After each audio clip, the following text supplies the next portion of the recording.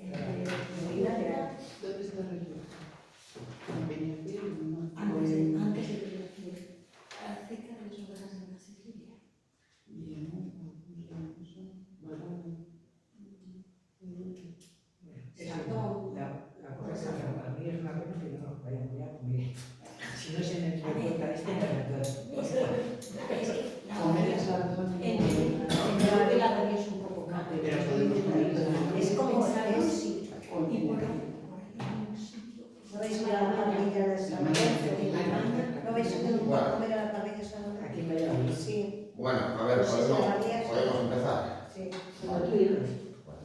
Los temas, unas saltadoras. Bueno, pues ahí en la imagen tenéis al primer ministro británico, Lloyd George, al primer ministro italiano de la época, Orlando, al presidente de Francia, Clemenceau, y al presidente de los Estados Unidos, Woodrow Wilson. Digamos que los dos grandes protagonistas en la firma de los tratados de paz fueron estos dos últimos. Bueno, acerca de Clemenceau, pues cabe hablar inicialmente sobre su vida. Bueno, ahí lo habéis fotografiado.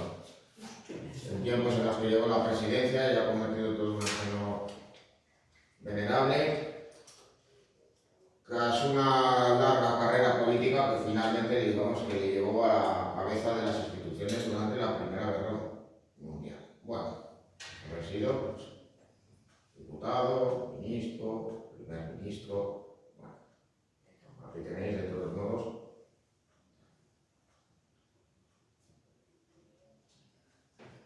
ese enlace a su biografía. Perdona, Julio, el PDF de este tema no nos lo ha mandado. No, el que has mandado es el tema cero. Bueno, La introducción. Bueno, el caso de todos modos es que Clemenceau, que también ejerció durante algún tiempo el periodismo, estuvo vinculado a las filas del republicanismo. Ya estuvo presente pues, en las instituciones de la Tercera República Francesa, tras la caída de Napoleón III, y estaba vinculado al llamado radicalismo, es decir, a lo que vendría a ser las posiciones más a la izquierda dentro del liberalismo republicano de la época. Él pues ejerció de todos modos la crítica en muchas ocasiones hacia los gobiernos más conservadores de aquel entonces, como fueron sus críticas hacia la carrera colonial, también denunciando pues, la situación en la que se encontraban los trabajadores. También, pues como muchos de los políticos de la época, pues abogaba por una estricta separación entre Iglesia y Estado, y también pues tuvo un papel muy importante en tiempos del escándalo Dreyfus. Bien, con el estallido de la Primera Guerra Mundial se creó la llamada Unión Sagrada, que vinculaba a todos los partidos políticos que existían por aquel entonces al gobierno, es decir, venía a ser una suerte de gobierno de concentración nacional. Incluso los socialistas participaron en un principio con el gobierno francés. A ello pues también se sumó Clemenceau, aun teniendo en cuenta de que el presidente de Francia era su gran rival político para aquel entonces, Poincaré. El caso es que durante el transcurso de la guerra, finalmente Clemenceau le reemplazaría. Él de todos modos era mayor de él, tenía más años, pero curiosamente era una persona más decidida y más enérgica.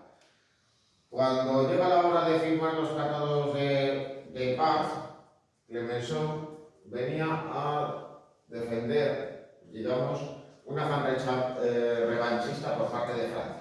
La derrota en la guerra franco-prusiana seguía estando muy presente en la sociedad francesa y se demandaba que Alemania tenía que pagar. Y no solamente tenía que devolver los territorios arrebatados en la guerra, sino que había que ir también un poco más allá, buscando la manera de que Alemania no levantara cabeza y por tanto no tuviera lugar una nueva guerra en la que Alemania buscara la revancha por su derrota en la Primera Guerra Mundial. Bueno, en el caso de Woodrow Wilson, su biografía fue un tanto singular, tanto antes de la guerra como curiosamente después de ella. Bueno, ¿qué cabe decir? Bueno, pues curiosamente su carrera política guardó relación, curiosamente, con su carrera académica. Él inicialmente fue profesor universitario. Posteriormente llegaría a ser el rector de la Universidad de Princeton, una de las instituciones más antiguas y más elitistas que hay en Estados Unidos. Bueno, él, al formar parte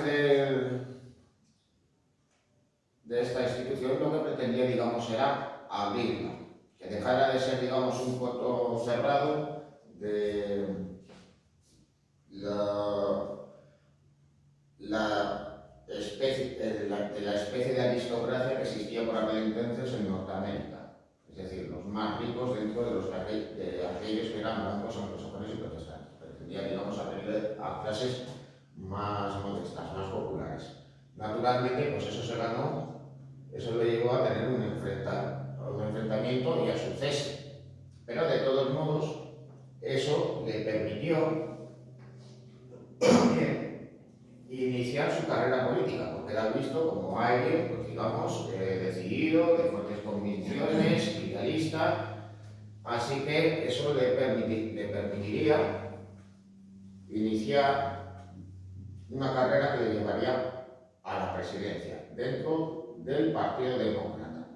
Por aquel entonces, los gobiernos, desde tiempos de Lincoln, habían sido ocupados prácticamente todos por presidentes del Partido Republicano. El Partido Demócrata estaba identificado con los estados del sur, mientras en el resto del país el predominio estaba, digamos, en manos del Partido Republicano, identificado pues, con la unión de todos los estados, la abolición de la esclavitud, etc. Sin embargo, los demócratas empezaron poco a poco a ganar apoyos entre las minorías blancas que había en ese momento en Estados Unidos, como pudieran ser, por ejemplo, los inmigrantes de origen irlandés. Eso hizo que el partido tuviera un nuevo caladero de votos y que fuera pues, ganando peso electoral, especialmente pues, en la costa este de los Estados Unidos, en grandes ciudades como Nueva York, Filadelfia o Boston. Bueno, digamos que en ese ambiente,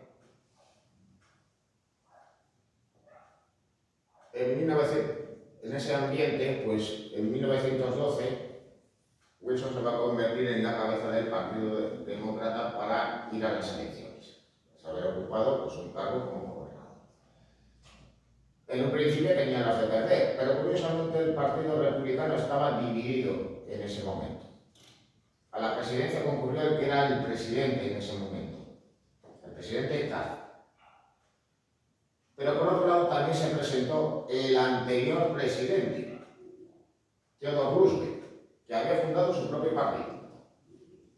Así que, claro, concurrieron 3 candidatos, el voto republicano estaba dividido y terminó siendo vencedor el candidato demócrata.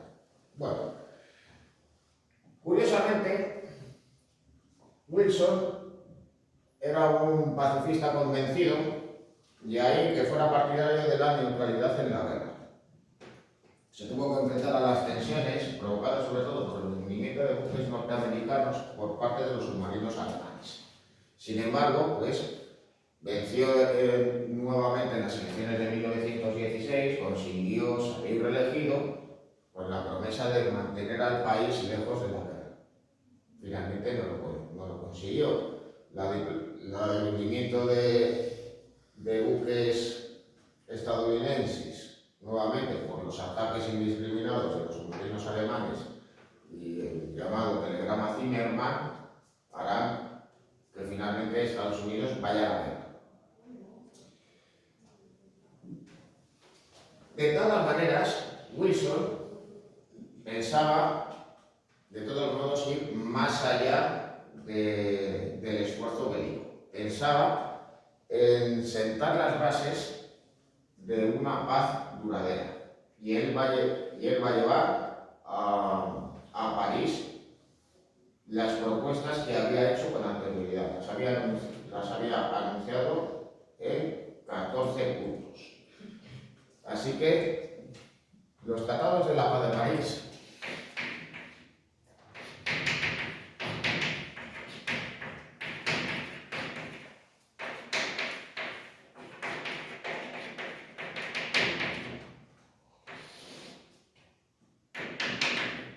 incluían el Tratado de Versalles,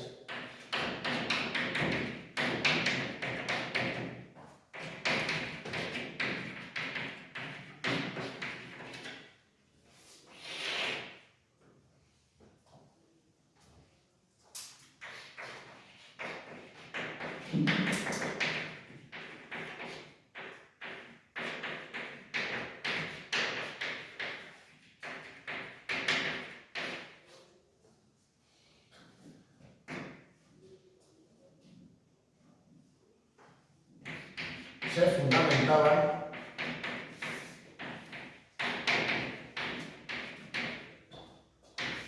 en el revanchismo francés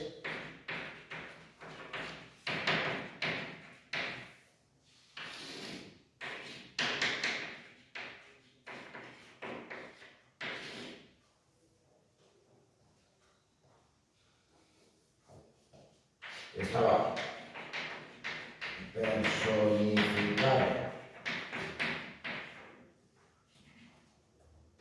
en el presidente Clemenceau,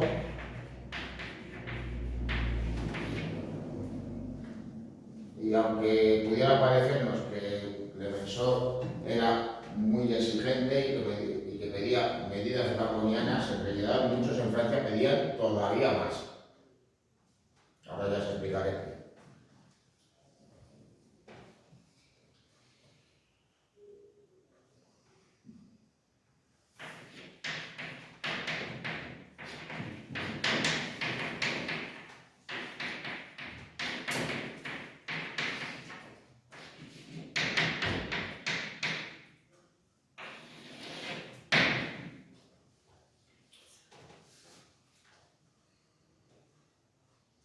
Bueno, los 14 puntos de Wilson, ¿qué era lo que enunciaban? Bueno, pues están enumerados así. En primer lugar, pues una de las demandas que él pedía era que se crearan cauces para favorecer el diálogo internacional, prohibiendo la diplomacia secreta. Se había visto en la Primera Guerra Mundial, que previamente se habían llevado a cabo acuerdos secretos que explican que ciertos países cambiaran de mano.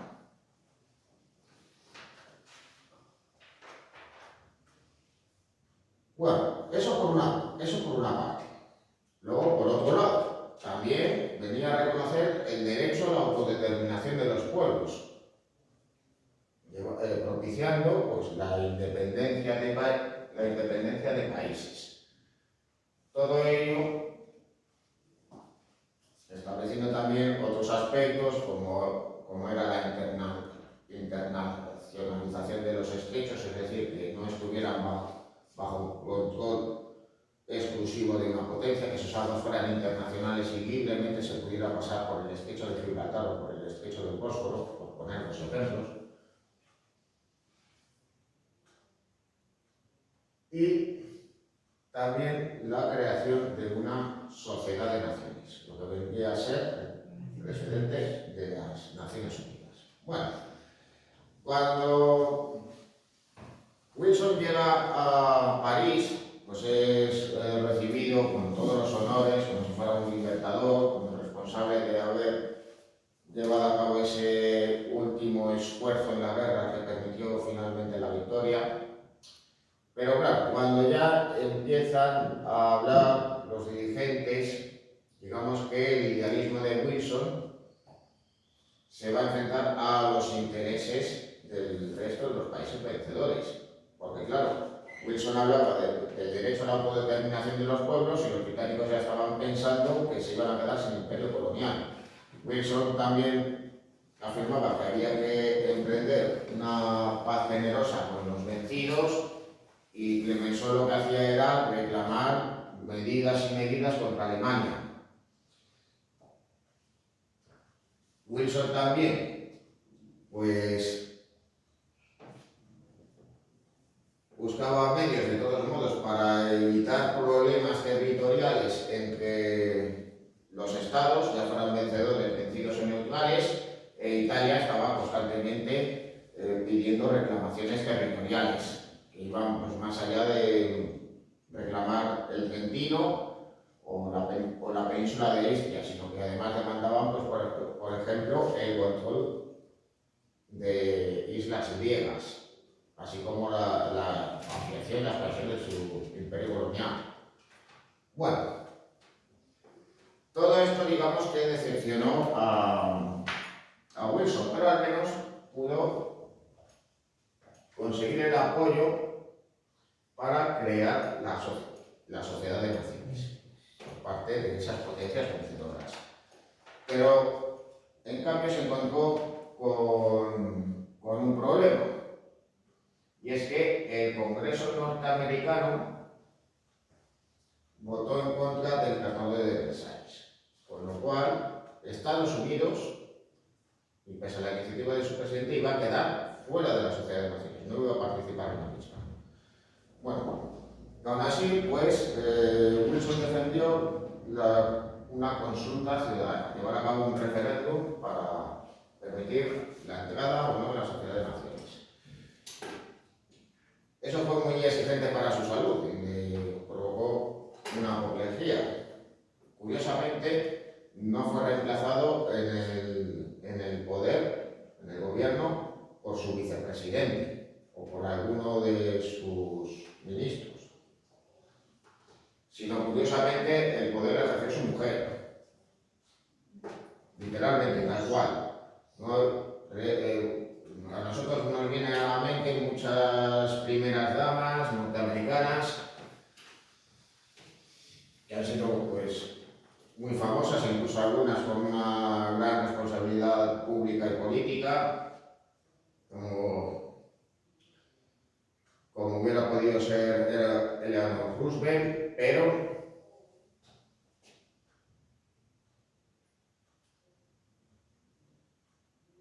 ninguna, digamos, pues como ella. Perdón, esta no, es la segunda mujer, no la primera.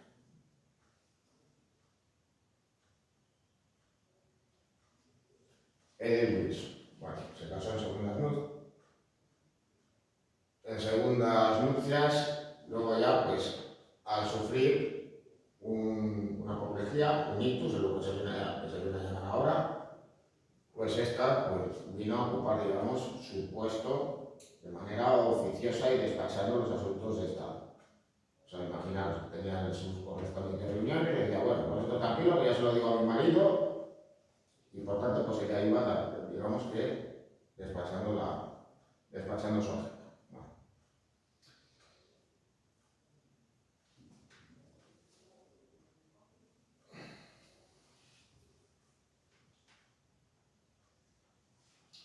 Bueno,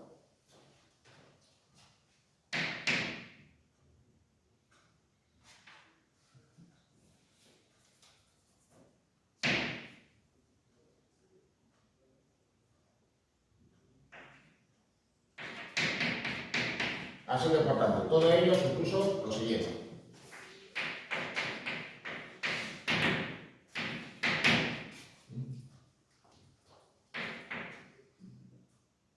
En primer lugar,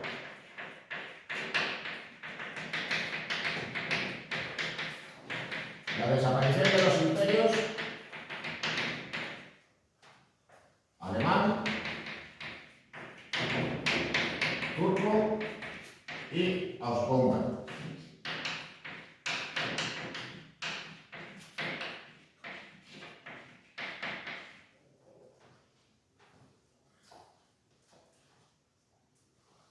Cayó el último de los sultanes turcos y tras unos años de incertidumbre y una guerra contra Grecia, surgió la Turquía moderna, el Estado que conocemos en la actualidad, que en su origen pues, estaba encabezado por uno de los héroes en la guerra, que fue Mustafa Kemal,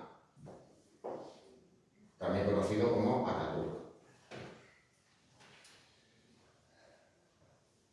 Bueno, la desaparición de estos imperios y también del imperio ruso tras la revolución dio origen a la aparición de nuevos estados.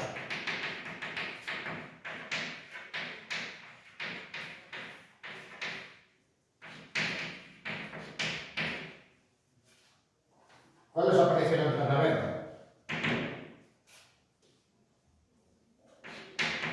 Pues todos estos. Finlandia, Estonia, Letonia, Lituania, Austria, Hungría, Yugoslavia, Checoslovaquia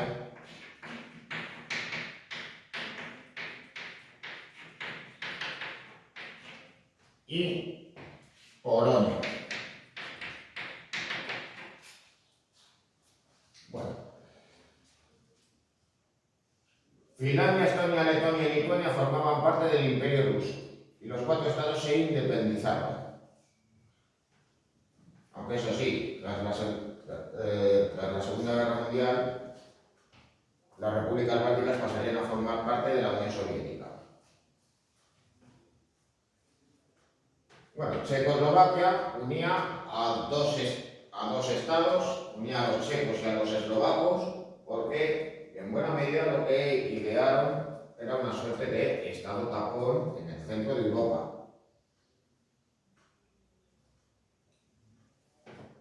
Es decir, crearon, digamos, un estado grande que pudiera hacer frente pues, a las presiones de Alemania, a las presiones polacas, aunque evidentemente pues, eran dos pueblos que tenían escasa o nula relación, más allá de haber formado parte ambos territorios del Imperio Austrohúngaro.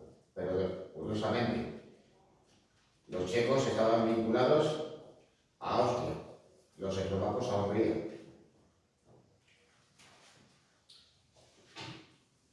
En el caso de Yugoslavia, se crea un nuevo estado que vinculase a pueblos eslavos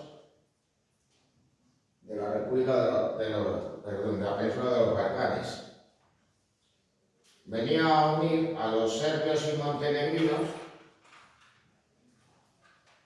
por un lado, junto a los eslovenos, los croatas y los bosnios. La cabeza de ese nuevo estado iba a ser el rey de Serbia. Así que por tanto, nos encontramos con un nuevo estado,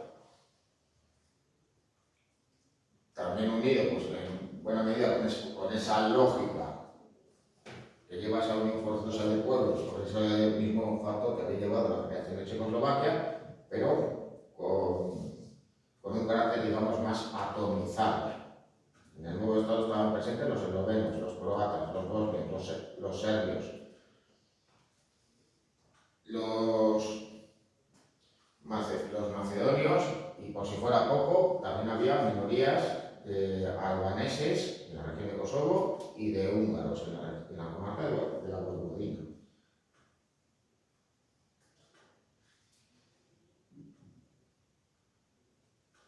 Bueno, luego ya por último está el caso singular de Polonia. Bueno, la creación de Polonia estaba contemplada en los 14 puntos de Wilson y el desarrollo de la Primera Guerra Mundial, pero sobre todo el estallido de la Revolución Rusa, va a propiciar la creación de un Estado polaco. En los 14 puntos de Wilson se especificaba también que Polonia, que había dejado de existir como Estado a finales del siglo XVIII, debería tener una salida al mar. Pero curiosamente, aquí están señaladas estas dos localidades en amarillo. Eran ciudades libres, bajo mandato de la Sociedad de Naciones. Es decir, que formalmente no estaban integradas dentro de un Estado, dentro de un país. Se trataba por un lado de Danzig, la actual Danzig de Polonia, y Meme, una ciudad de la Rusia Oriental que actualmente forma parte de Lituania. Bueno, el pasillo de Danzig también nos permite hablar de qué es lo que sucedió con Alemania.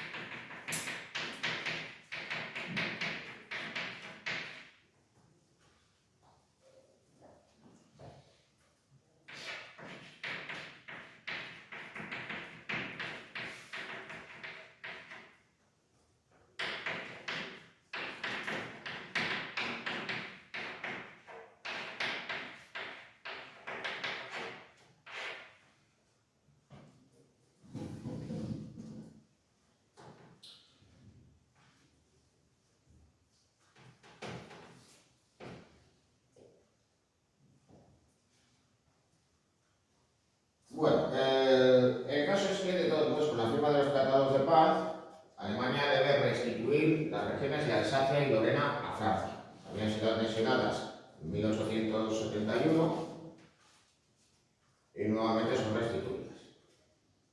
Luego, a su vez, el norte de la región de Schleswig va a pasar a manos danesas. Dinamarca había permanecido neutral en la guerra, pero parte de esa región que había sido anexionada por Prusia ya por 1864 volverá a formar parte de Dinamarca. Luego, dos villas fronterizas con Bélgica, Eupen y Malmedy, pasarán a formar parte de Bélgica. Y luego ya por último, para garantizar la salida al mar de Polonia, se va a establecer un corredor hacia el mar Báltico, determinando que la ciudad de Danzig iba a ser una ciudad libre bajo mandato de las Naciones Unidas. Eso iba a suponer que Prusia iba a estar separada del resto de Alemania. Esto a los más nacionalistas y conservadores alemanes era lo que más les enfurecía, que su territorio estuviera dividido. Y además, pues, sobre todo lo que consideraban más la quinta esencia de lo alemán por aquella época.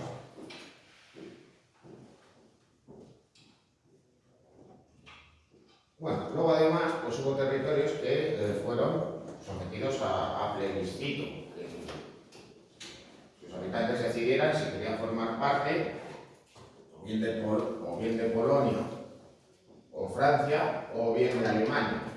Se trataba de una parte de Silesia y la región del Saar.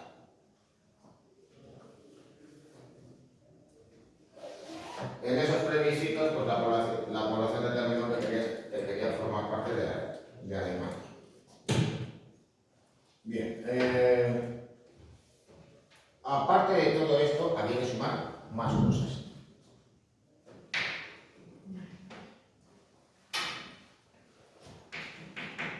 El ejército alemán se vio reducido.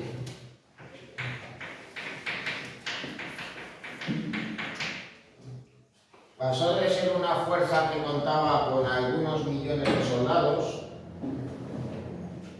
a disponer tan solo de 100.000.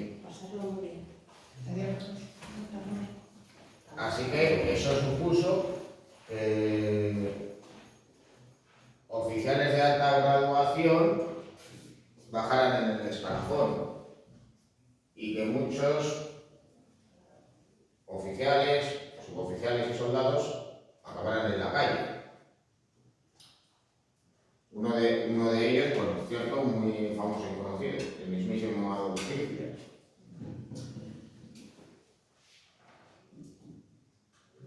Aparte de esto, Alemania no podía disponer de una marina de guerra, ni de tanques, ni de aviación. Y por si todo esto fuera poco, la región más cercana y fronteriza con Francia, la región de Renania, tenía que estar desmilitarizada. No podía haber allí ni un solo soldado.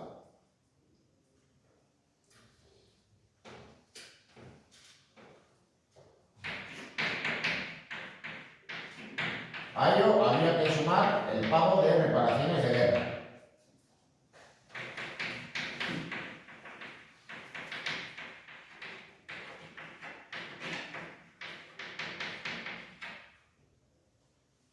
Claro, esto pues enfureció a muchísimos en Alemania. Pensaban que, bueno, pues que habían perdido la paz,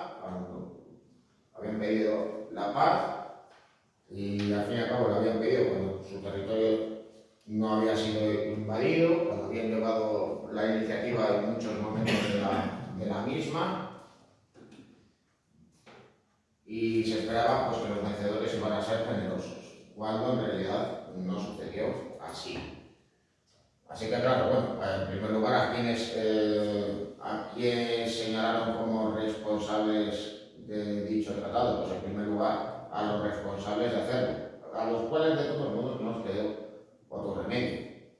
Estaban en una situación muy complicada y preferían, digamos, aceptar esa situación a que literalmente el país acabara invadido, machacado y con unas condiciones de paz todavía peores.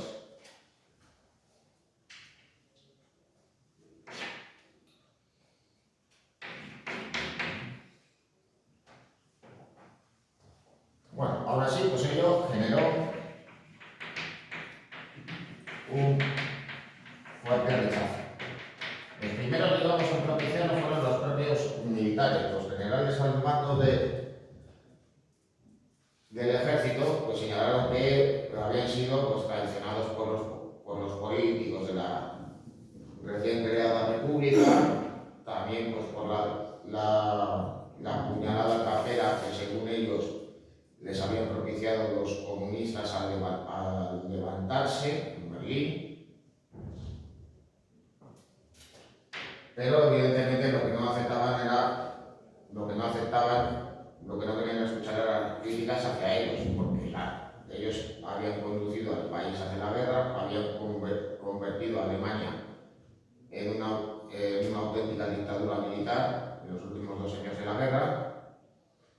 Cuando ya era inevitable la derrota, se lavaron las manos, y cuando se firmaron los tratados de paz, cínicamente señalaron a otros, sin asumir sus responsabilidades.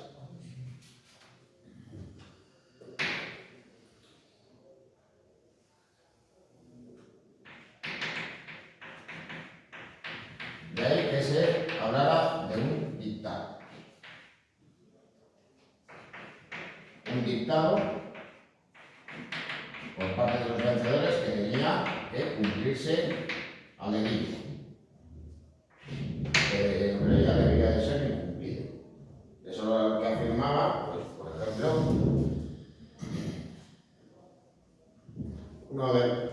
el jefe precisamente del Estado, uno de los jefes del Estado Mayor alemán, general Ludendorff. Aquí creo que es con 2 Ds en vez de una, pero bueno. Buenos días. Buenos días. Bien. Bueno, pues Ludendorff fue uno de los militares, digamos, más brillantes del ejército alemán durante la guerra.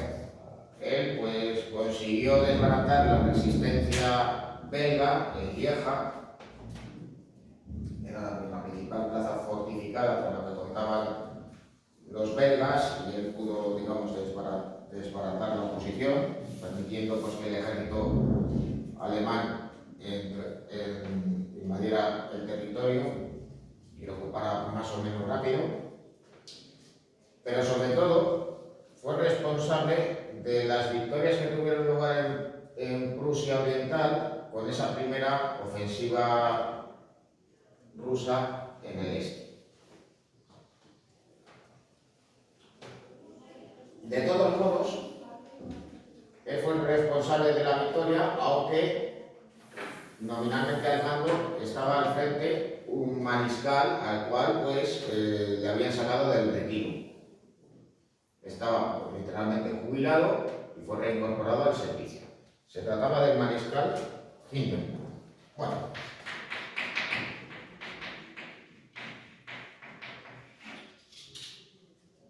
Hindenburg era, pues, el típico militar prusiano de orígenes aristocráticos que había participado en las guerras de unificación.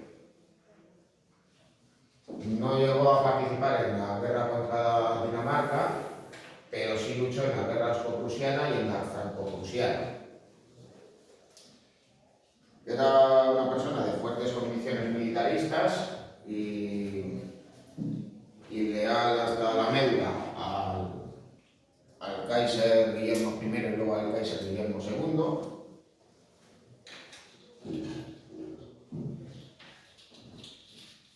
Y claro, pues en la guerra, pues, fue reincorporado al servicio cuando contaba, cuando contaba, pues, casi con 70 años de edad.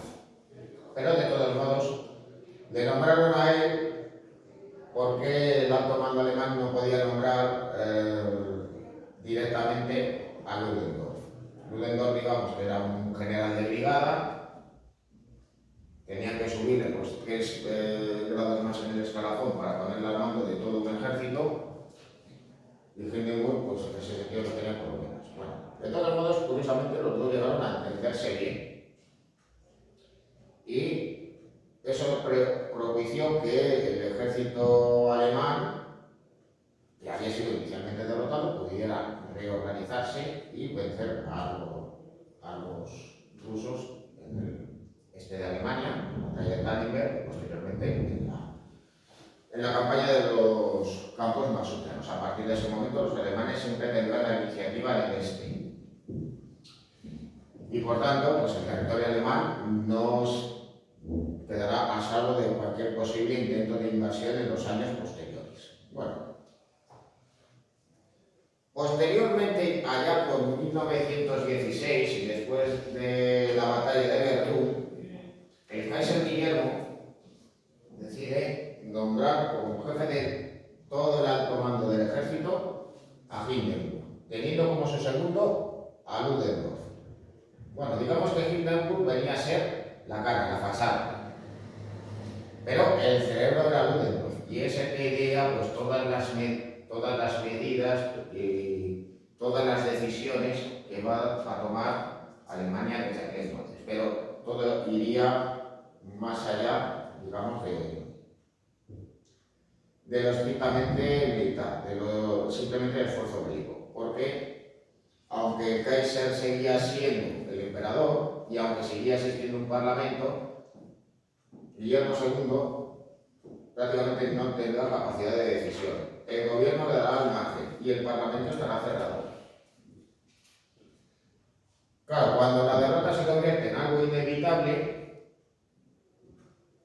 Hindenburg, digamos, pues por esa concepción que tiene él, digamos, tradicional, va a estar en Alemania, se va digamos, a retirar, pero va a permanecer ahí, incluso pues, se va a ofrecer a colaborar con el nuevo gobierno alemán.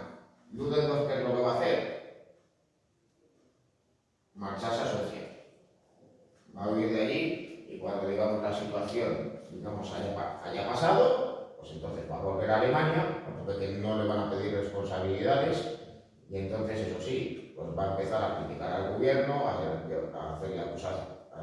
hacer acusaciones muy graves, a conspirar contra él y de hecho Ludendorff en 1923 va a participar junto con Hitler en un intento de golpe de Estado, el Putsch de Múnich o Putsch de la cervecería.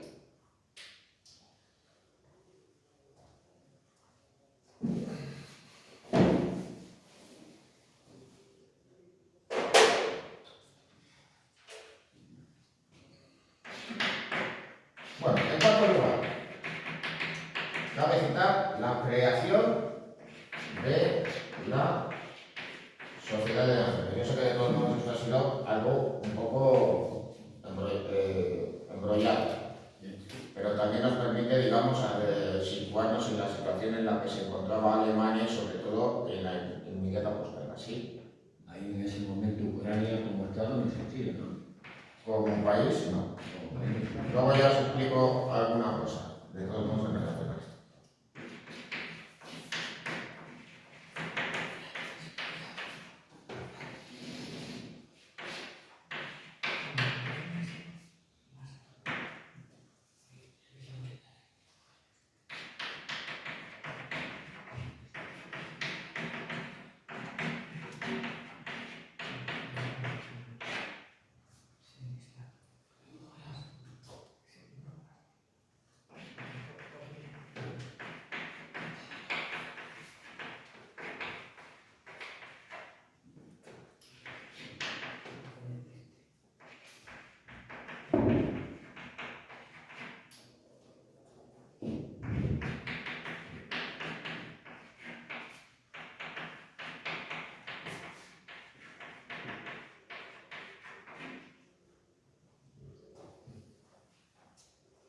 Bueno, en cuarto lugar, cabe citar la creación de la Sociedad de Naciones, con precedente de las Naciones Unidas, ya os había mencionado con anterioridad, y luego hay un quinto, algo que guarda también relación con la Sociedad de Naciones, y es la administración de territorios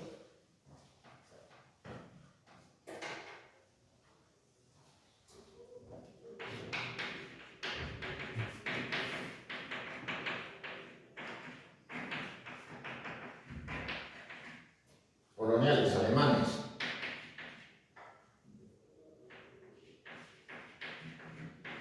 y turcos en Oriente Próximo,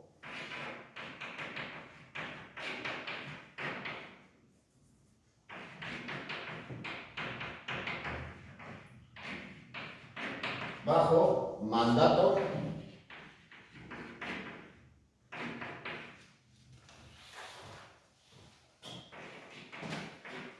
de la Sociedad de Naciones, por parte de Francia,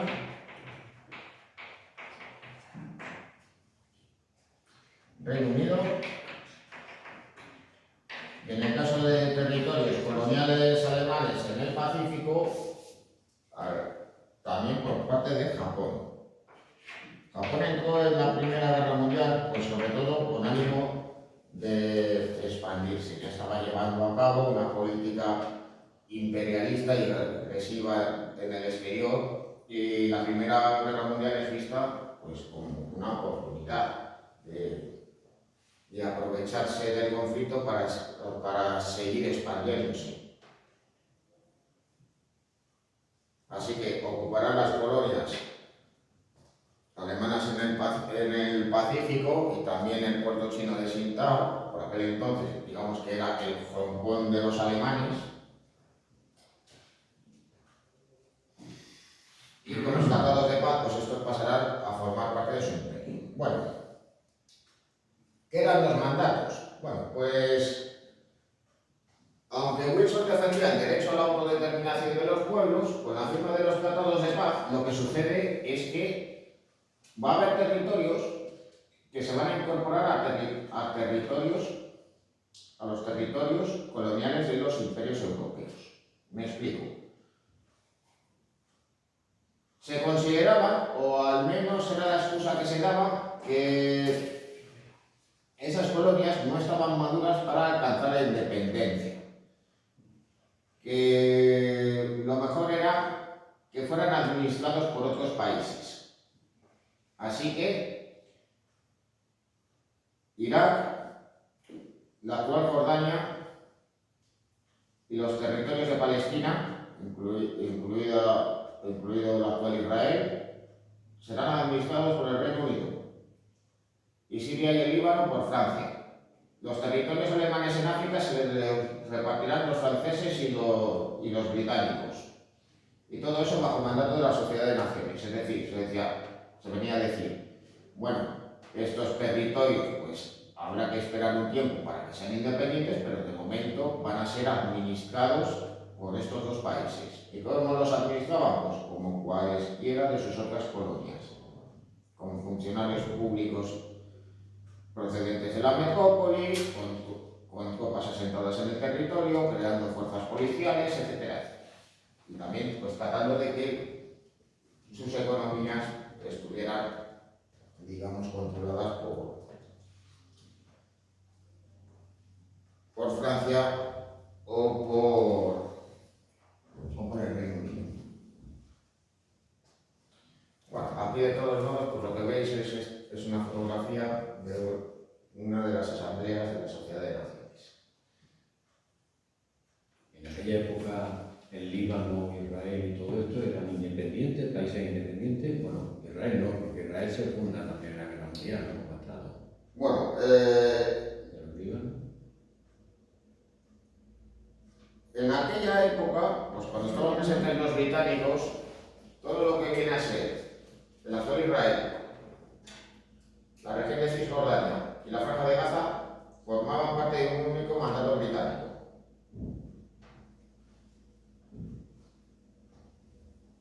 Todo lo que venía a ser, pues digamos, denominado como este. En el caso del Líbano, el Líbano formaba parte de Siria. Luego ya cuando tuvo lugar la independencia, en vez de formar Siria un único estado, el Líbano pasó a ser un estado independiente. Porque de todos modos venían a ser, digamos, decisiones, digamos, un tanto singulares, tomadas con el paso del tiempo, más que discutibles. Es decir, en Siria la mayor parte de la población era musulmana, pero en el Líbano la mayor parte del mismo era cristiana. Así que se creó un estado en el Líbano y el resto se constituyó como Siria.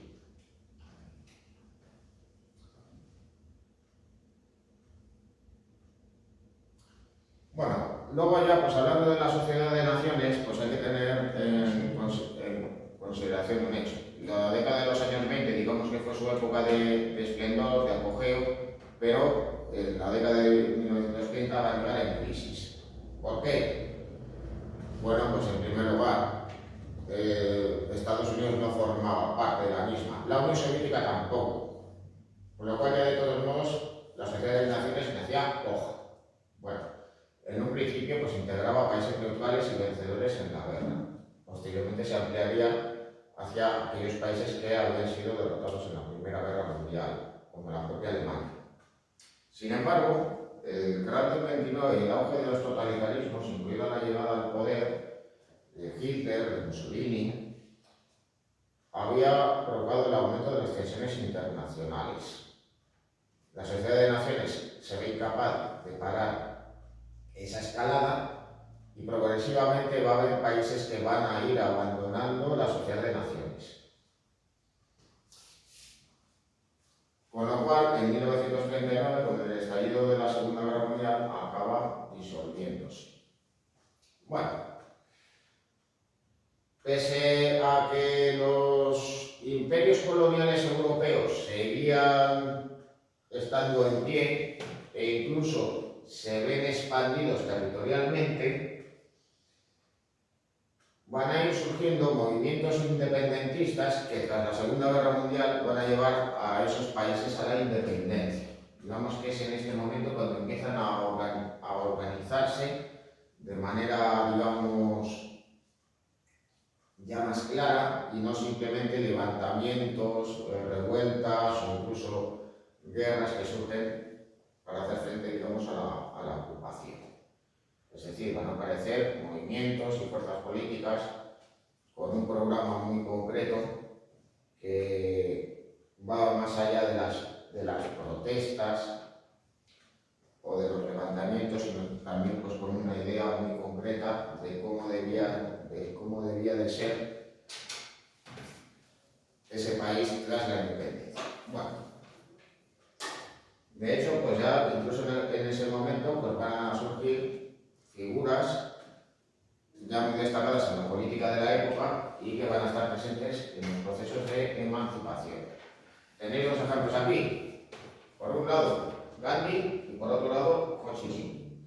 De todos modos, pues también nos explican en cierto modo cómo van a ser esos movimientos y cuáles eran los orígenes precisamente de esos movimientos también considerados políticos. Y es que, pese a su rechazo a la presencia extranjera,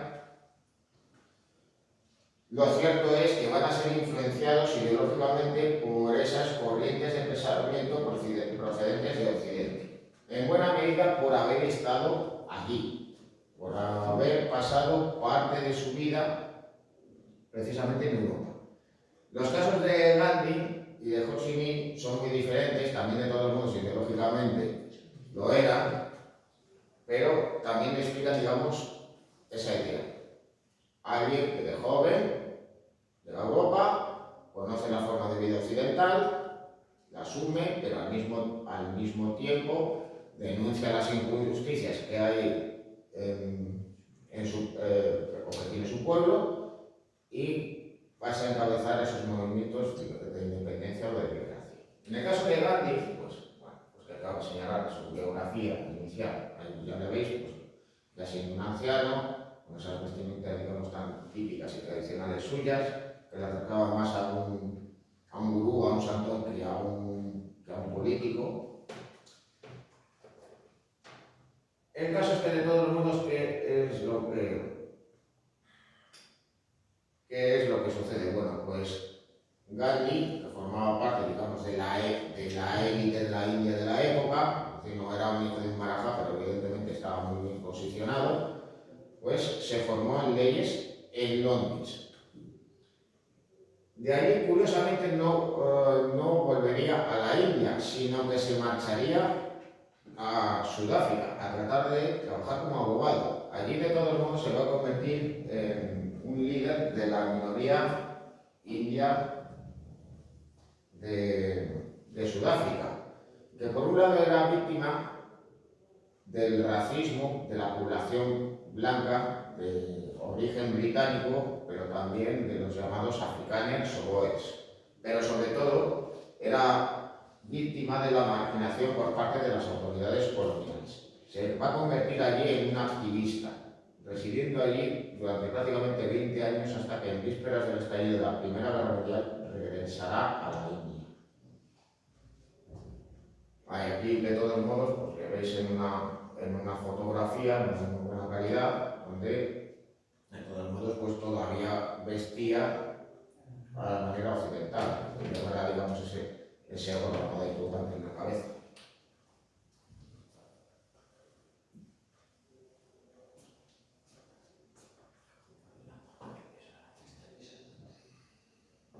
Bueno, en el caso de Ho Chi Minh, ya de todos modos veis una fotografía en la década de los años 20, difícilmente reconocible a esa imagen que uno tiene de él, ya pues con una vestimenta, digamos, más tradicional o ya más propia de los comunistas vietnamitas, ya entrado en años, con la barba rala.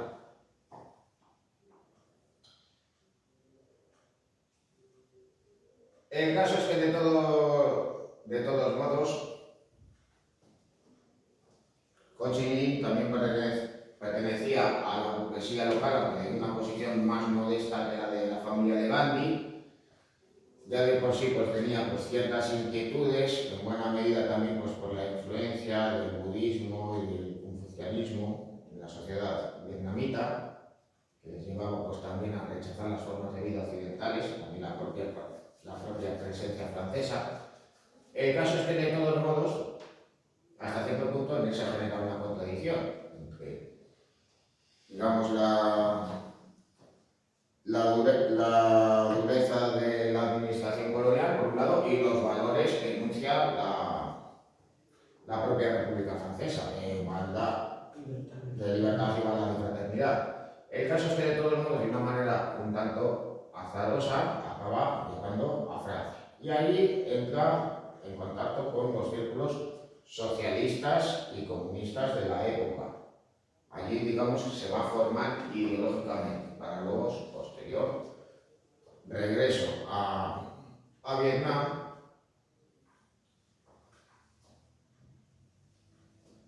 convirtiéndose ya, pues, de todos modos, pues, con el paso del tiempo, en el líder de la resistencia a Francia, encabezando y liderando pues, el Partido Comunista de Vietnam y una guerrilla combatiente a los franceses que acabará convirtiéndose por un ejército llamado Viet Minh.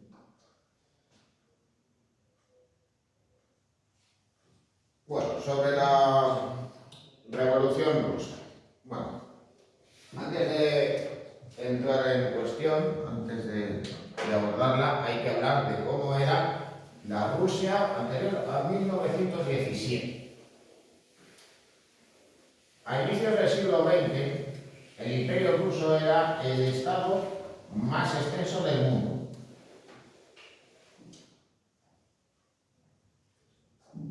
Sus habitantes superaban el centenar y allí existía todo un crisol de etnias, pueblos con lenguas y religiones diferentes.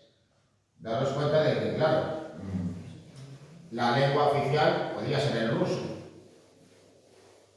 pero también se hablaban otros idiomas como pudiera ser el polaco, el finés, el ucranio, el georgiano, el árabe.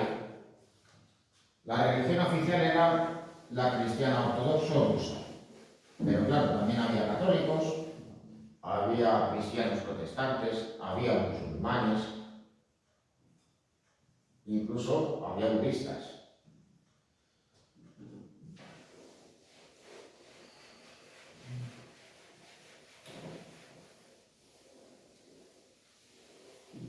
Todo ese crisol era gobernado por el zar, un gobernante absoluto a la manera del siglo XVIII. Pero de todos modos, pues el gobernante de aquella época era el zar Nicolás II. Este pues subió al trono bastante joven, alcanzando pues creo que a los 26, 27 años, un poder inmenso, para el que no estaba preparado y seguramente tampoco capacitado. Digamos que su padre el zar Alejandro III, pues había actuado con un fuerte autoritarismo, había rechazado cualquier reforma liberal, pero era una persona mucho más decidida, más inteligente, más resuelta que su hijo. Pero el zar Alejandro III falleció antes de cumplir los 50 años, de una manera más bien prematura. El heredero al trono no estaba, por aquel entonces, preparado para asumir sus responsabilidades. No existía por aquel entonces un primer ministro y un parlamento que pudieran asumir esas funciones y el monarca está en un segundo plano. Y todo ello, pues digamos que enfrentándose a los problemas que existían por aquel entonces en la sociedad rusa de la época. Al fin y al cabo se trataba de un vastísimo territorio en la que la mayor parte de la población, una inmensa mayoría, eran campesinos. Estos a su vez estaban prácticamente atados a la tierra.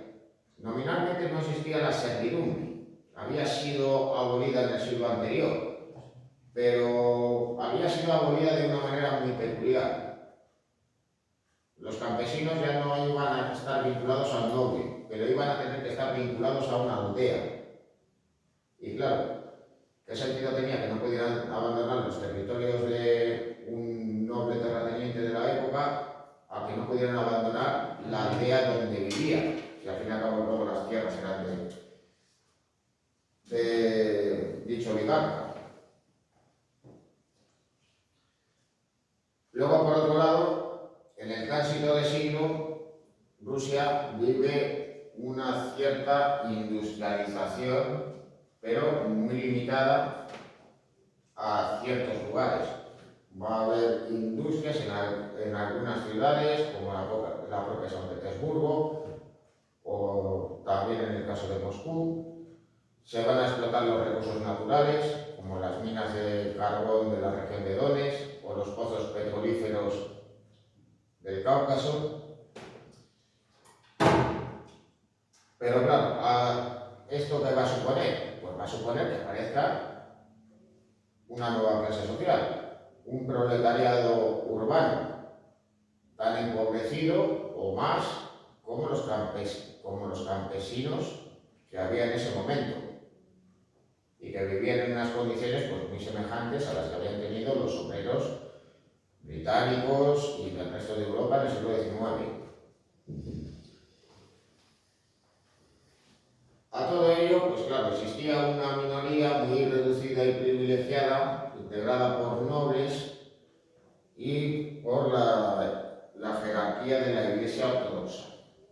Entre medias que había, pues una minoría muy reducida de burgueses que difícilmente podía actuar de contrapeso y de promover, y que por ser tan minoritaria no podía promover, digamos, reformas liberales que convirtieran al Imperio Ruso en una monarquía parlamentaria, dotada de una constitución, y donde hubiera partidos políticos representados en las instituciones tras unas elecciones. Porque claro, había que tener en cuenta una cosa, y es que el zar era alguien, pues digamos, débil, influenciable, pero que estaba convencido absolutamente de su poder absoluto. Consideraba que este poder le venía otorgado por Dios y que, por tanto, no tenía que llevar a cabo ningún tipo de reforma. Pero eso sí, él era alguien altamente influenciable. ¿Y quién era quien más influenciaba al zar? Pues precisamente su mujer, la zarina Alejandra, la cual a su vez estaba influenciada por un personaje, digamos, de lo más siniestro, el monje Rasputín. Logró convencer a la zarina de que el heredero al trono, el zarevich Alejandro, o Alexis, se había curado de la hemofilia. Bueno, la hemofilia de todos modos es incurable, aunque actualmente sea parcialmente tratable.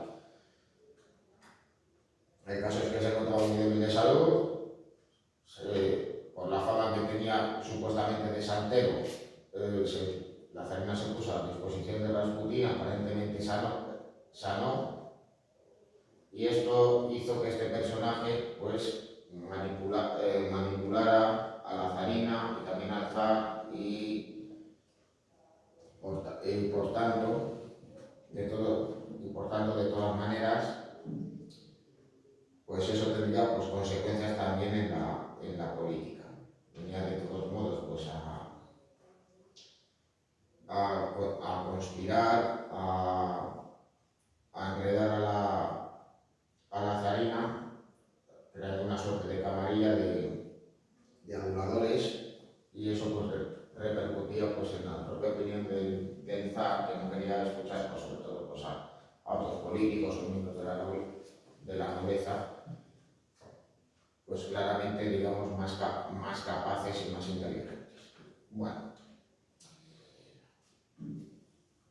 sobre ello pues vamos a ver de todas maneras sobre la revolución rusa pues este vídeo.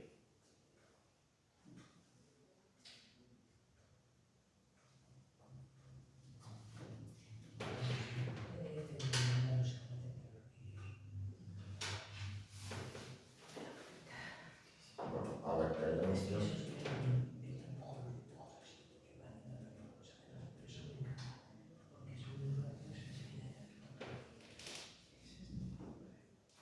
La Revolución Rusa es un movimiento político, social y económico que estalló en el año 1917 en el Imperio Ruso. Este episodio, por las trascendentales consecuencias que derivaron de él, es considerado como uno de los más grandes acontecimientos de la época contemporánea. La consecuencia fue el derrumbe de la dinastía de los zares, herederos de los emperadores romanos, lo que significó la abolición del sistema absolutista y despótico hasta entonces imperante. La revolución trajo consigo como resultado un gobierno de corte comunista dirigido por Vladimir Lenin. Las consecuencias que motivaron la revolución rusa fueron: primera causa, Rusia estaba en guerra con Alemania. Se trataba de la Primera Guerra Mundial, entonces llamada la Gran Guerra. Las constantes derrotas que estaban sufriendo los ejércitos rusos en la guerra y las numerosas bajas llevaron al descrédito a los Romanov, la última dinastía zarista, con Nicolás II a la cabeza. Años antes, en 1905, tuvo lugar una primera revolución tras la derrota rusa ante Japón en la guerra ruso-japonesa. Segunda causa, Rusia sufría una aguda crisis económica con escasez de alimentos para la población, que sufría una terrible hambruna. Era un país eminentemente rural y atrasado. La organización social de Rusia estaba basada en la más absoluta desigualdad, distinguiéndose dos clases sociales bien marcadas: la nobleza y el pueblo llano, casi todos campesinos. No existía prácticamente clase media. La tercera causa la encontramos en la esposa del zar Nicolás II, la emperatriz Alejandra, de origen alemán, tremendamente impopular y enemiga de cualquier reforma favorable al pueblo. Un año antes habían asesinado a Rasputín, médico y asesor de la emperatriz. Estas causas, unidas a un invierno muy duro, fueron el detonante que hizo saltar la revolución. Vamos a distinguir. De todos modos, también hay que señalar una cosa, porque claro, la historia se repite siempre una y otra vez. Muchas veces, en vez de señalar a que es el gobernante como responsable de una situación, la acusación popular se gira precisamente hacia su mujer. Claro, en la Francia revolucionaria, ¿quién era muy mal vista? ¿Quién era acusada pues, prácticamente de todo? De derrochar a mano llena y de ser una insensible. Pues no el propio monarca, sino María Antonieta. En el caso de Rusia, la emperatriz era altamente impopular, más que el propio rey, aunque el propio zar, aunque claro, quien tomaba las decisiones no dejaba de ser él, el que tenía la última palabra literalmente para todo. Claro, a todo ello pues, se sumaban dos cosas. Por un lado, pues la influencia de Rasputín, y por otro lado, sus propios orígenes. Eran alemanes, aunque bueno, ella literalmente pues se adaptó perfectamente a las formas de vida de la corte de San Petersburgo y a las costumbres que pudiera tener, incluido también las religiosas, hasta tal punto que adaptó su nombre sucede al de su suegro Alejandro, que ya era Alejandra, aunque en realidad creo recordar que era Alexia, su nombre original en alemán. Bueno. Distinguir dos fases dentro de la Revolución en el año 1917, la Revolución de Febrero y la de Octubre, que en realidad se produjeron en marzo y en noviembre, ya que Rusia se regía por el calendario juliano en vez de por el calendario gregoriano, como el resto del mundo. La Revolución de Febrero se inició con una huelga espontánea de los trabajadores de las fábricas de la capital, Petrogrado, hoy San Petersburgo. Los días siguientes, las huelgas y manifestaciones se generalizaron por todo Petrogrado, y la tensión fue en aumento. Las manifestaciones cada vez fueron más multitudinarias. El ejército no contó con los medios para reprimir la revolución, y Nicolás II, el último emperador de Rusia, tuvo que abdicar. El primer episodio de la revolución se había saldado con más de un centenar de víctimas, principalmente manifestantes. La caída rápida e inesperada del régimen suscitó en el país una ola de entusiasmo y un sentimiento de liberación. Un gobierno provisional sucedió al poder absoluto rápidamente. Este gobierno lo acabaría encabezando Alexander Kerensky. Estas primeras semanas llenas de esperanza y generosidad fueron muy pacíficas, tanto en las ciudades como en las zonas rurales. No hubo represalias contra los antiguos siervos del zar. Se decretó libertad de prensa, de reunión y se permitió la entrada de exiliados políticos, entre ellos la entrada del revolucionario Vladimir Lenin, que vivía en el exilio. Las posiciones se empezaron a mover. Los soviets, que eran asambleas populares de obreros, soldados y campesinos, en un principio permitieron al gobierno provisional gobernar, pero insistieron en una prerrogativa para influir en el gobierno y controlar diversas milicias. La masa de trabajadores y campesinos se politizaba. El pequeño partido bolchevique, liderado por Lenin, quien impuso una radicalización estratégica, se hizo portavoz del creciente descontento general y se convirtió en depositario de las aspiraciones populares. Con sus grandes dotes de oratoria, comenzó a defender los postulados de Karl Marx para sustituir el capitalismo por un nuevo sistema socioeconómico socialista e instaurar la dictadura del proletariado. Un frenesí por dialogar y exponer ideas se instaló en la sociedad. El gobierno de Kerensky cada vez era más impopular, incapaz de hacer reformas, se distanció de la población. Bueno, voy a dejar un momento aquí porque el vídeo es relativamente corto y los acontecimientos que se detallan, pues hasta cierto punto van a toda pastilla. No sé si la impresión que se está dando. Bueno, pero más que nada, para dejarlo un poco.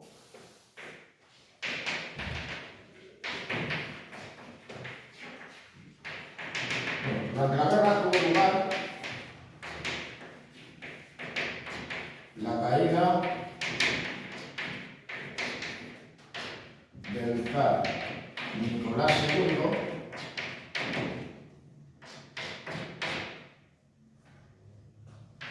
y el estallido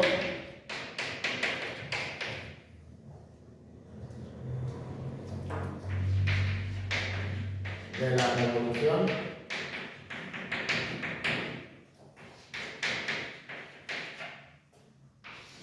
rusa,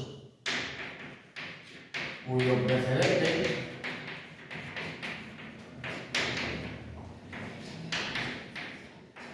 fue la revolución de 1905. Bueno, esta apenas se menciona.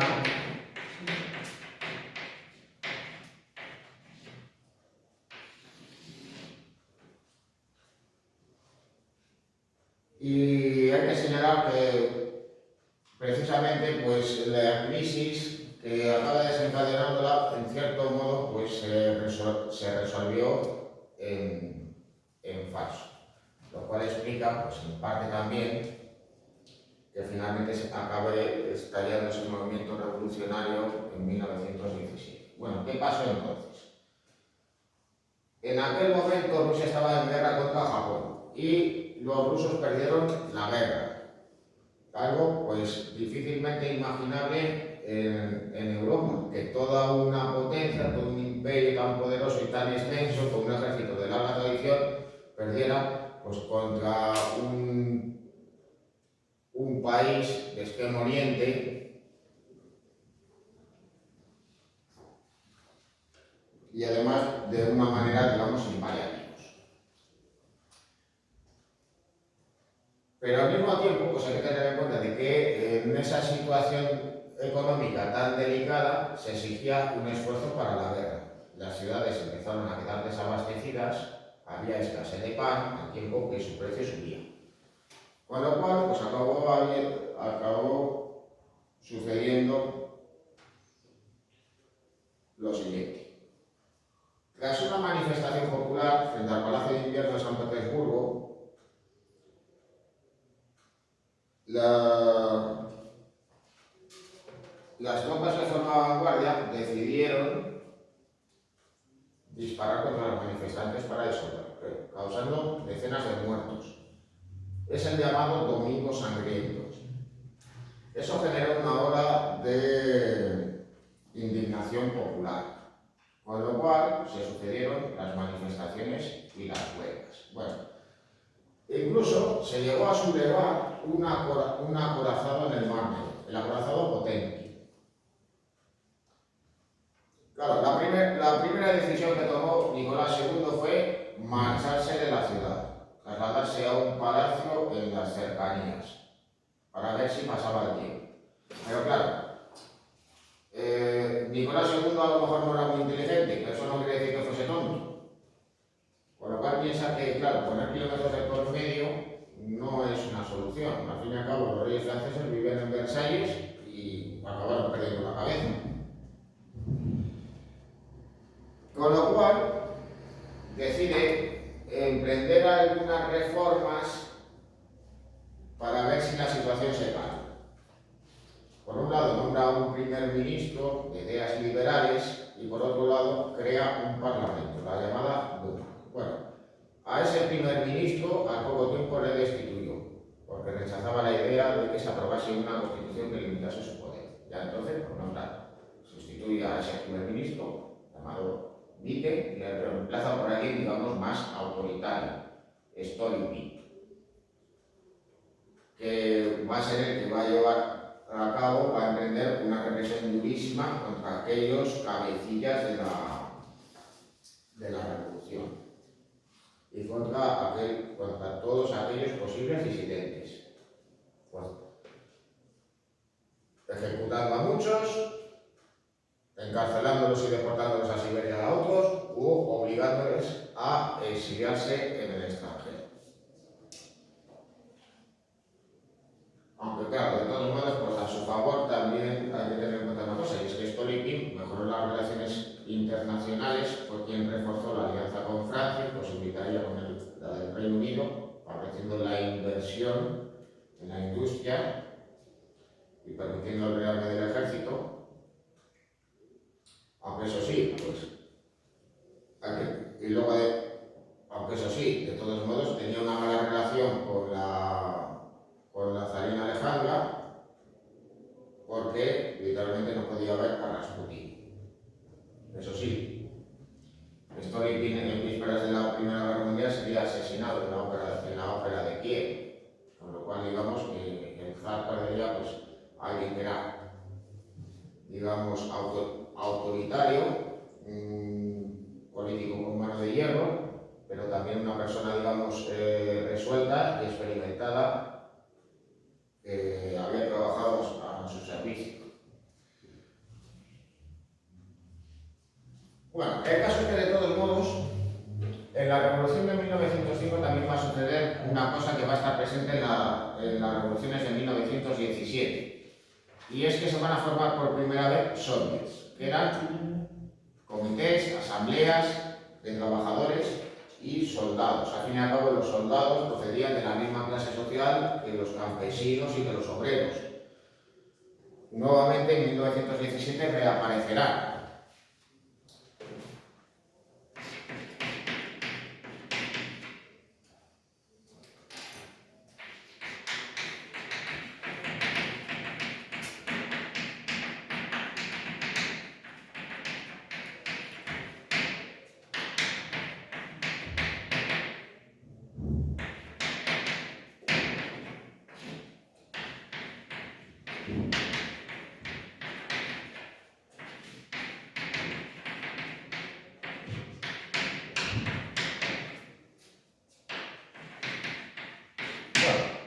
La situación, digamos que en cierto modo se consigue apaciguar, primero con promesas de reforma y después con mano dura, pero el estallido de la Primera Guerra Mundial agravó lo que estaba sucediendo en ese momento.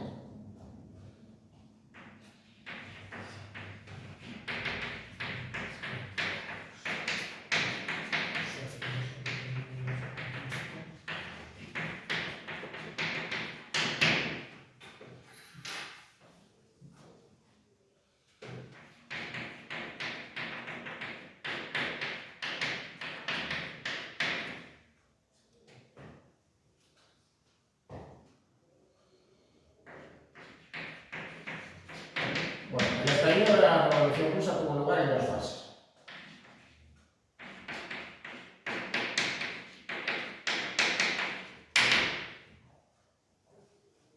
En primer lugar, la Revolución de Febrero.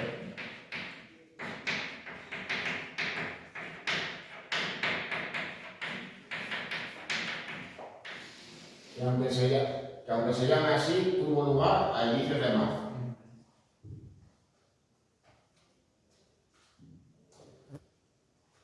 ¿Qué fue lo que pasó? Bueno, pues las dificultades que tenía el ejército también se hacían extensivas al resto de la población. Había hambre, había pobreza, los precios subían y el malestar iba en aumento.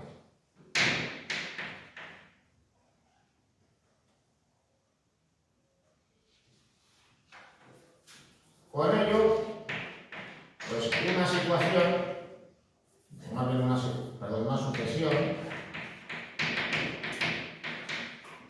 de huelgas y manifestaciones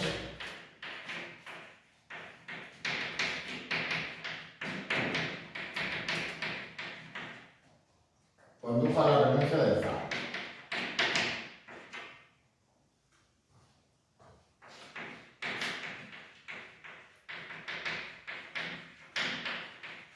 En principio actuó la policía y después el ejército, pero finalmente los soldados terminaron confraternizando con los manifestantes. Así que Nicolás II se ve en una posición cada vez más incómoda, le ofrece el trono a su hermano, a uno de sus hermanos, que lo rechaza de inmediato, y eso obliga a formar un gobierno provisional.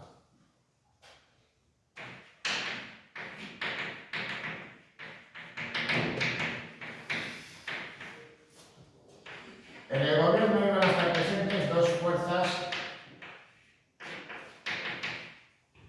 que habían formado parte de la oposición al régimen zarista. Por un lado, los liberales, y por otro lado los llamados esenitas.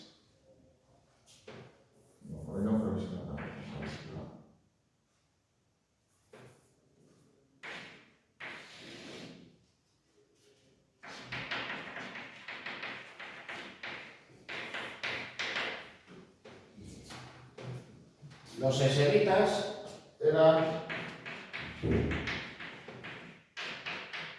socialistas rusos, pero no marxistas. Digamos que su ideología era una mezcolanza de ideas tradicionales y principios propios del anarquismo y del socialismo utópico. Su líder era Kerensky, que curiosamente había sido alumno del padre de Lenin.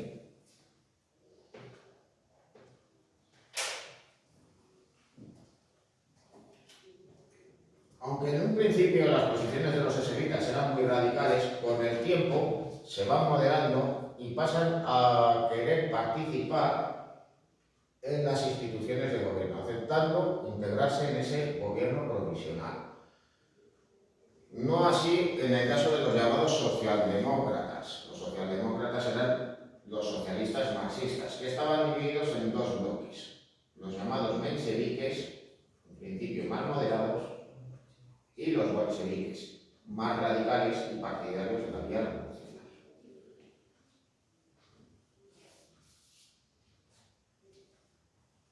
El caso es que de todos modos este gobierno provisional, que es, digamos, aceptado con ilusión, con el paso del tiempo va siendo cada vez más impopular, al tiempo que empieza a perder apoyos y empieza también a ser víctima de conspiraciones.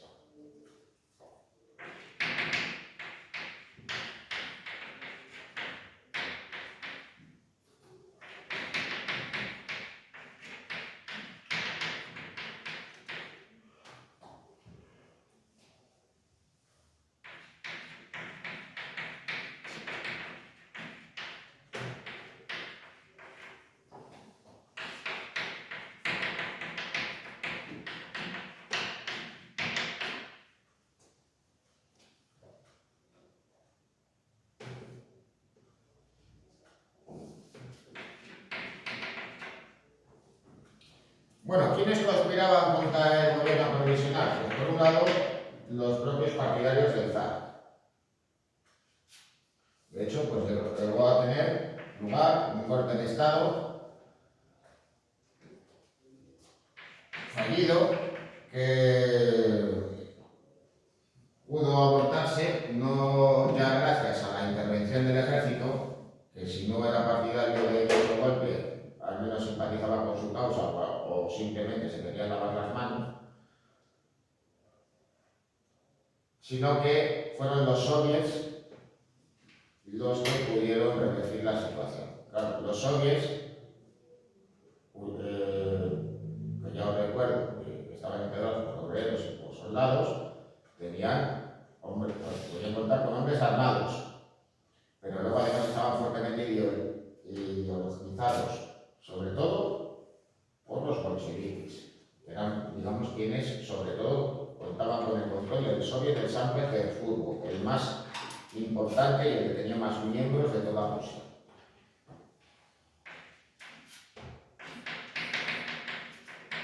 Así que, por tanto, digamos que la situación en octubre de 1917 ya estaba madura. Y Lenin, por tanto, va a intervenir. Bueno, ¿quién era Lenin? Pues Lenin, pues curiosamente formaba parte de la muy reducida clase media que existía por aquel entonces en el Imperio Ruso. Era hijo de un director de un liceo y digamos que se había criado dentro de un clima pues liberal y contrario pues a las ideas autoritarias y tradicionales que había por aquel entonces en la Rusia de los zares. Hubo un hecho además fundamental en la vida de Lenin que digamos que le empujó a la vía revolucionaria, y es que uno de sus hermanos trató de atentar contra el zar y fue capturado, y siendo por tanto condenado a muerte por ello. Ese hecho, digamos que le empujaría pues a participar en círculos revolucionarios en su juventud, a ser encarcelado y deportado a Siberia y finalmente verse obligado a exiliarse. En 1914, cuando estalla la Primera Guerra Mundial, él se encontraba en Suiza. Y en cierto modo pues, se encontraba pues, más bien un tanto resignado pues, a su suerte, hasta cierto punto hasta malvivido con su mujer. Pero digamos que hubo una situación que precisamente va a permitir su regreso a su localidad natal, a San Petersburgo. El estallido de la revolución va a hacer que el alto mando alemán, por medio de sus servicios secretos, se ponga en contacto con él. Porque claro, el nuevo gobierno ruso iba a permitir el regreso a la disidencia política, pero claro, para poder volver a Rusia tenía que atravesar toda una Europa en guerra. Pues bien, los alemanes le van a permitir regresar por tren a Rusia. ¿Cómo? Pues atravesando en secreto toda Alemania y llevándole hasta Suecia, país que era neutral. Desde ahí se dirigiría hacia la frontera finlandesa. Os recuerdo que Finlandia por aquel entonces no era un país independiente, formaba parte del Imperio Ruso, y de allí llegaría a San Petersburgo. Allí, pues casi de inmediato presentaría, digamos, su programa político, las llamadas tesis de amigo. Ya veremos ahora pues en qué consistía. ¿Por qué los alemanes le permiten regresar a Rusia? Pues por una cuestión muy simple. Él defendía la retirada del país de la guerra. El gobierno provisional, cuando llega al poder, decide seguir con los compromisos que había adquirido el zar y mantuvo al país en guerra, continuando con la catástrofe que se estaba viviendo en ese momento. Es decir, pues con sucesivas derrotas militares, con la deserción en masa de soldados y también pues, con las penurias que sufría la población civil debido al esfuerzo bélico.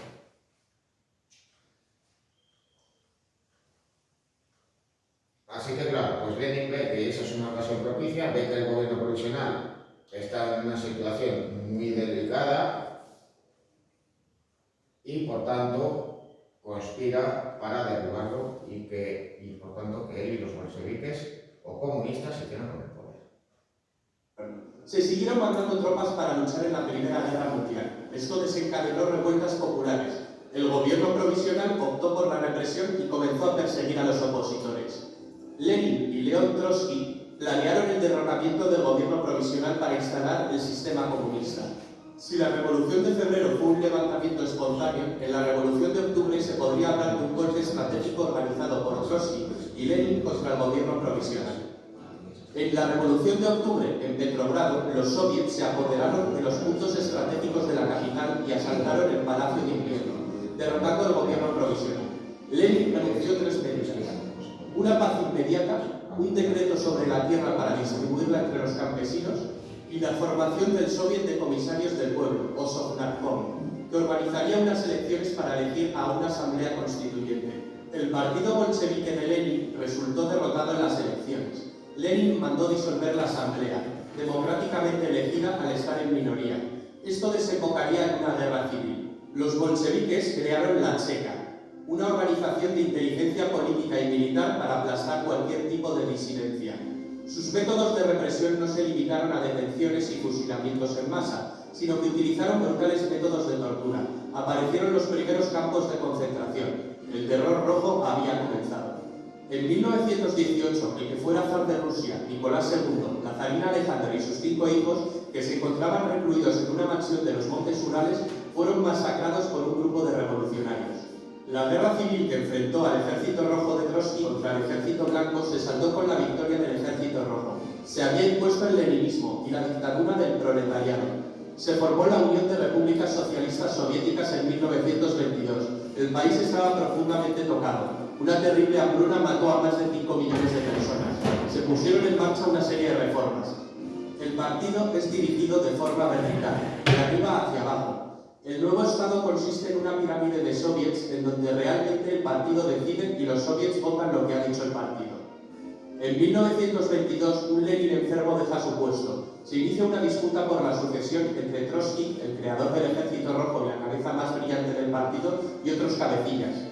En 1924 muere Lenin. Iosif Stalin, un hombre al que todos habían infravalorado, se impuso contra todo pronóstico y sería el sucesor de Lenin. Trotsky fue expulsado del partido y finalmente asesinado. Stalin impuso un gobierno totalitario y sangriento y elevó a la Unión Soviética a la categoría de gran potencia política, económica, científica y militar del mundo. La Unión de Repúblicas Socialistas Soviéticas duraría hasta el año 1991.